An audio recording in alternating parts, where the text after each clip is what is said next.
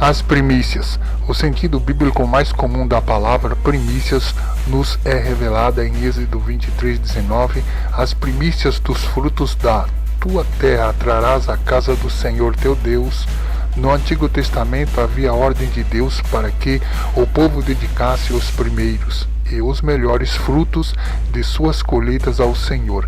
Isso era feito quando esses frutos eram colhidos e levados aos sacerdotes como ofertas consagradas a Deus no tabernáculo e mais tarde no templo. Era uma oferta de gratidão acima de tudo. Inclusive, existia uma festa anual ordenada por Deus aos israelitas que focava bem essa questão das primícias. Era a festa das primícias. Também tereis santa convocação no dia das primícias, quando trouxerdes oferta nova de manjares ao Senhor, segundo a vossa festa das semanas. Nenhuma obra servil fareis. Números 28:26. Esta festa também era chamada de festa das semanas. Deuteronômio 16:9-12, pois era realizada 7 semanas após a Páscoa. Também era chamada de festa das colheitas e da cega. Êxodo 23:16, pois era realizada ao início das colheitas, e também era chamada de festa de Pentecostes. Atos 2:1, Levítico 23:16, pois era realizada no 50º dia após a Páscoa. Aquele que creu primeiro, saudai igualmente a igreja que se reúne na casa deles. Saudai, meu querido Epéteno, primícias da Ásia para Cristo. Romanos 16:5. A primeira bênção que Deus dá aos seus fiéis, e não somente ela, mas também nós, que temos as primícias do Espírito Santo.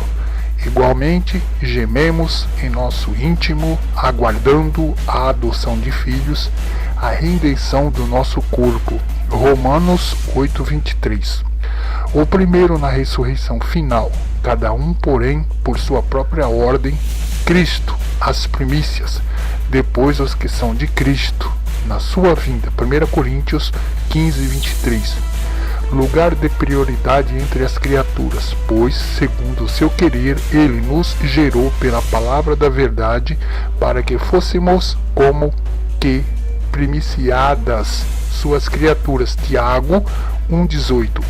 Os primeiros a serem apresentados a Deus são estes os que não se macularam com mulheres, porque são castos. São eles os seguidores do Cordeiro por onde quer que ele vá.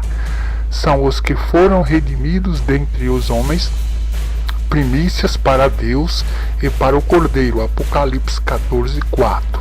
Atualmente, como não estamos mais debaixo das leis cerimoniais do Antigo Testamento, não observamos mais estas festas e nem as ordenanças sobre as primícias descritas ali. Porém, o sentido de dar o nosso melhor a Deus é preservado no Novo Testamento, principalmente como indicam 2 textos que gosto muito.